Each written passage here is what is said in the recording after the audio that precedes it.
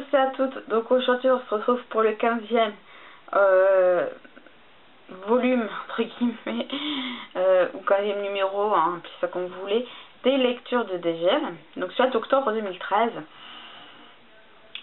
Il est vraiment petit celui-là par rapport aux autres, je trouve, parce que si on réunit tous les livres dans toutes les catégories confondues, c'est-à-dire les livres lus et chroniqués, livres lus et non chroniqués, les acquisitions, les lectures du mois à venir, pas qu'à part, il y a 1, 2, 3, 4, 5, 6, 8 livres, donc c'est déjà pas mal. Si dans le prochain, excusez-moi, lecture de Dégel, donc celui de novembre 2013, il y a pas de livres dans la catégorie acquisition. Vous me le ferez rappeler, mais vous me direz, Laetitia, il n'y a pas eu de livre dans les acquisitions du mois de novembre, tu vas à la messe. Je rigole. Non mais bref. Je suis désolée si j'ai fait mes chroniques vraiment à la fin du mois, c'est que je suis vraiment atterrée en stage, donc on bouge plus que quand on est assis sur à une table, donc c'est pas la même chose.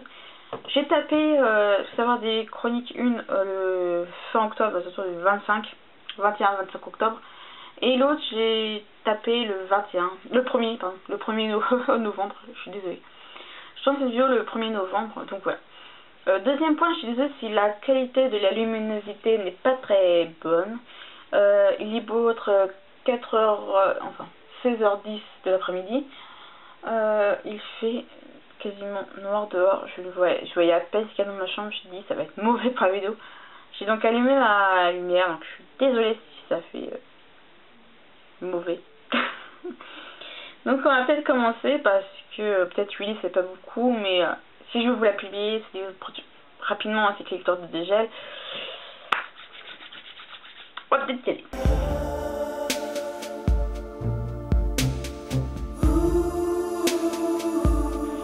Alors dans les livres lus et chroniqués, il y a La guerre des elfes, le tome 2, L'empereur pourpre, d'Herbie Brennan, édité chez Pocket Jeunesse.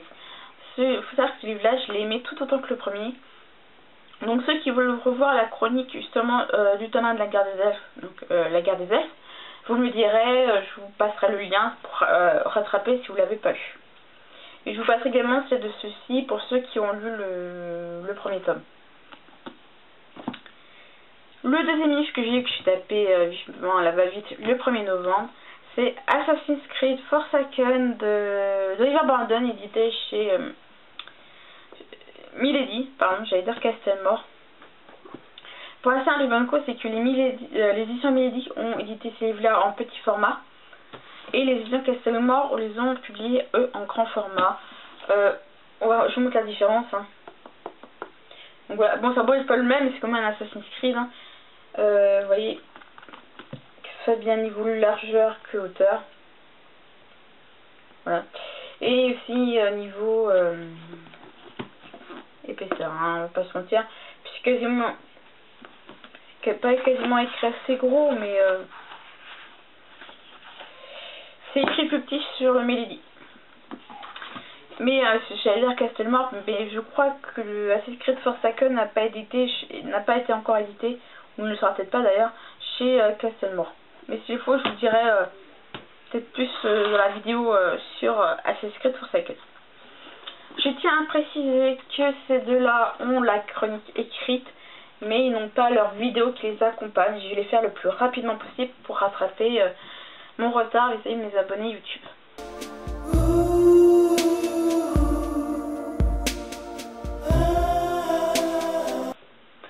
Alors dans les livres lus et non chroniqués ce mois-ci, c'est Saint Seiya The Lost Canvas Chronicles, donc le tome 3 sur Dégel du Verseau. La chronique va venir assez rapidement, mais il faut que je fasse la chronique du tome 2 avant.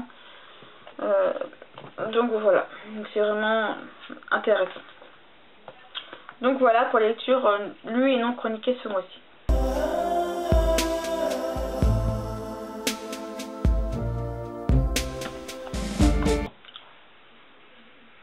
Alors comme vous avez pu le voir, j'ai mis en place un nouveau rendez-vous récemment. C'est donc l'organisation des EXIF où, comme je le dis, je donne mon organisation sur un point donné. Ce premier, organisation décisive a été fait sur mon organisation vis-à-vis mon organisation vis-à-vis des salons du livre.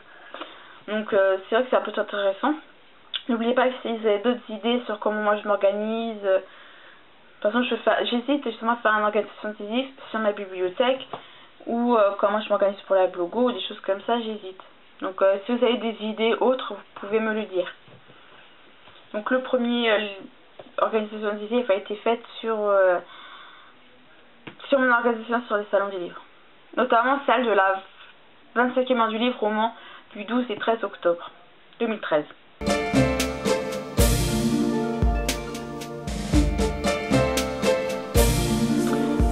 Alors dans les acquisitions du mois d'octobre, il y a eu avant tout Saint-C.S. The Canvas Chronicles, donc le tome 3 sur déjà du verso, de Masami Kurumada et Shiroti Shirogi chez Kurokawa depuis le temps.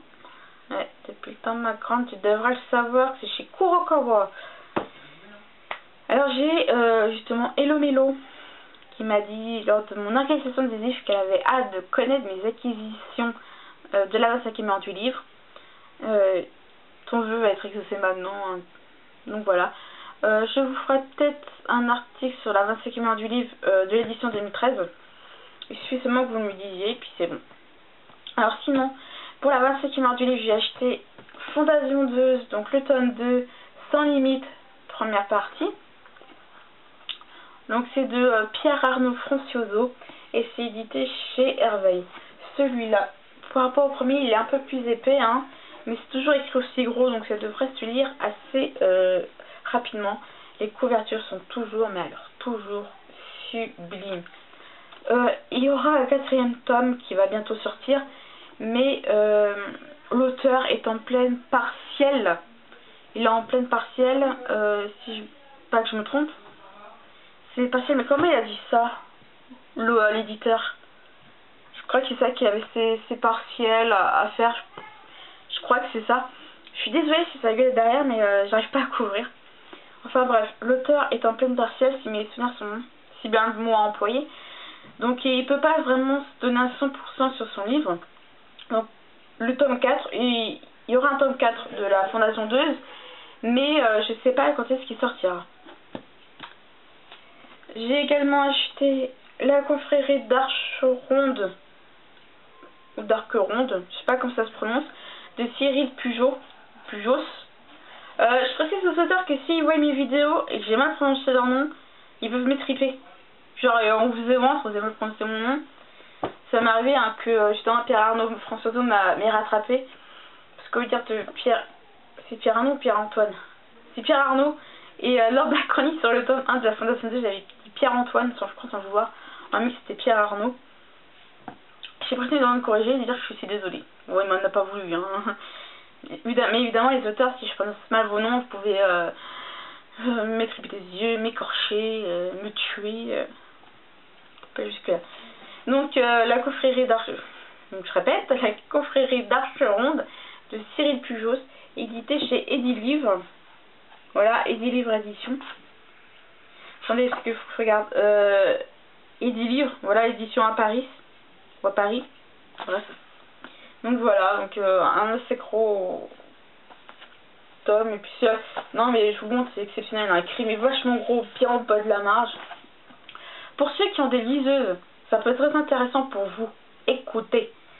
C'est une trilogie. Certes, mais elle est valable en format numérique. Toujours intéressant, les auteurs sont contents quand on leur passe les bonnes infos. La trilogie est écrite par Cyril Pujos est valable en format numérique. Donc si ça vous intéresse, s'il le faut, je montrerai à l'auteur peut-être un peu plus d'infos.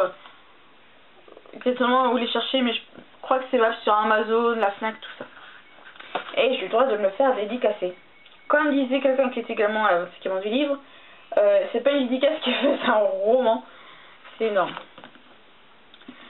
J'ai également acheté un bel ouvrage quand même. Hein. Il s'agit du livre Le chemin des dieux, Le chemin des dieux de Jean-Philippe Depotte. J'espère que ça se prononce comme ça. Parce que c'est écrit en grand, donc sais pas si c'est deux potes ou des potes. L'auteur a le droit de m'écorcher lui aussi. Donc aux éditions... c'est pas que je me trompe, parce que je crois qu'il y a édition et collection. C'est vrai que je me trompe, voilà. C'est aux éditions justement voilà, de Noël. Et dans leur collection Lune d'encre. Donc j'ai vraiment hâte de m'intéresser vraiment à celui-là. Parce que la majorité de l'histoire va se passer à Tokyo, au Japon. Et j'aime beaucoup le Japon. Et le Mélo, toi qui m'entends et qui est allé faire un voyage au Japon, t'as de quoi faire. Donc, au fait, j'adore, mais j'aime vous faire enrager. Lui aussi est dédicacé. Moi, un peu petite dédicace, mais je suis contente quand même. Quand je suis justement allée à la 27e du livre, j'ai croisé deux auteurs m'ont proposé d'envoyer leur roman et de le lire. Donc en gros, j'ai pas eu à débourser un seul centime. Vive le privilège du blog.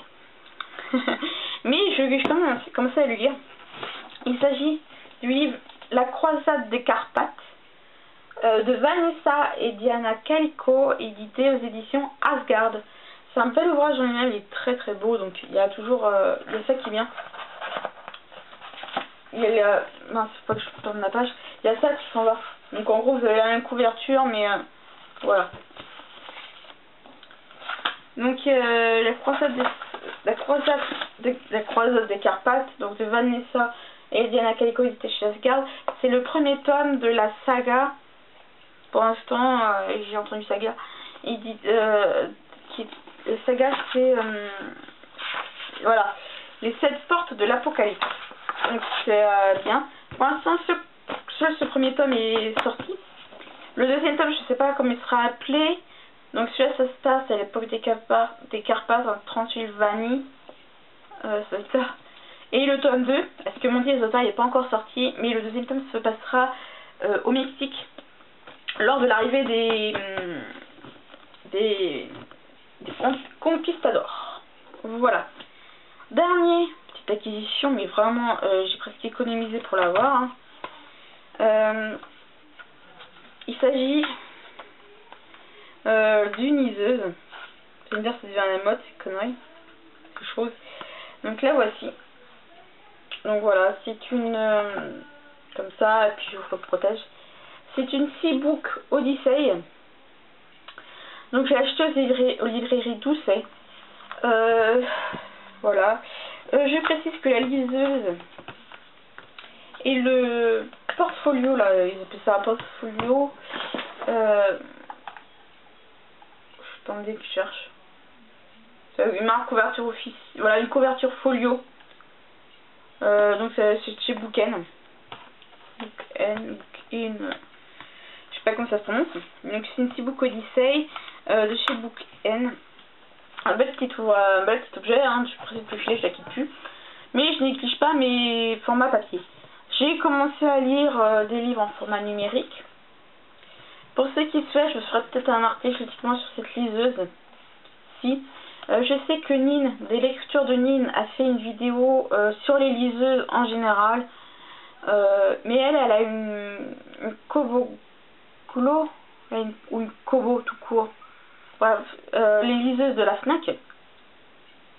Pour ceux qui sont vraiment abonnés à la chaîne des lecteurs de Nine comme moi, je vous le dirai, vous me ferez repenser si je le fais pas, à marquer ce qu'elle a vraiment comme liseuse. Moi j'ai pas la même, donc elle doit être différente de sa liseuse à elle, à Nine. Donc si vous voulez, je vous ferai un article uniquement sur ma Seabook Odyssey. Donc si ça vous le désire. Donc voilà pour les acquisitions de ce mois d'octobre.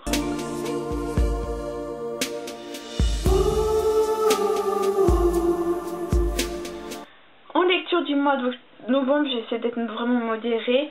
Faut savoir que j'ai commencé à lire La croisade des Carpates de Vanessa et Diana Calico. Et j'ai commencé à lire sur ma liseuse Belle Amie de Maupassant. Alors faut savoir que sur ma liseuse, il y avait déjà des livres qui étaient déjà installés, dont Belle Amie. Je me suis dit, tiens, je savais que récemment il y avait le film Belle Amie avec Robert Pattinson dans le rôle du personnage principal. Je précise, j'ai pas vu le film, hein. J'ai pas spécialement envie de le voir non plus. Mais j'ai lu le livre. Et là, je suis en train de le lire vraiment à fond, je suis à fond dedans parce que mon frère, il a besoin d'un coup de main pour son français, voilà. Parce qu'il lit Bellamy. Donc voilà, c'est justement question qu'on le fasse à deux et de le boucler assez rapidement. Donc je fais une lecture entre guillemets commune avec mon frère. Donc pour l'instant, j'ai ça. Si j'ai fini la croisade secrète, la croisade des Carpates et Bellamy, je vais sans doute attaquer peut-être le chemin des dieux. Je sais pas encore quel sera le troisième roman, peut-être sur le chemin des dieux ou un autre. De toute façon, vous serez mis au courant par la page Facebook. Donc voilà.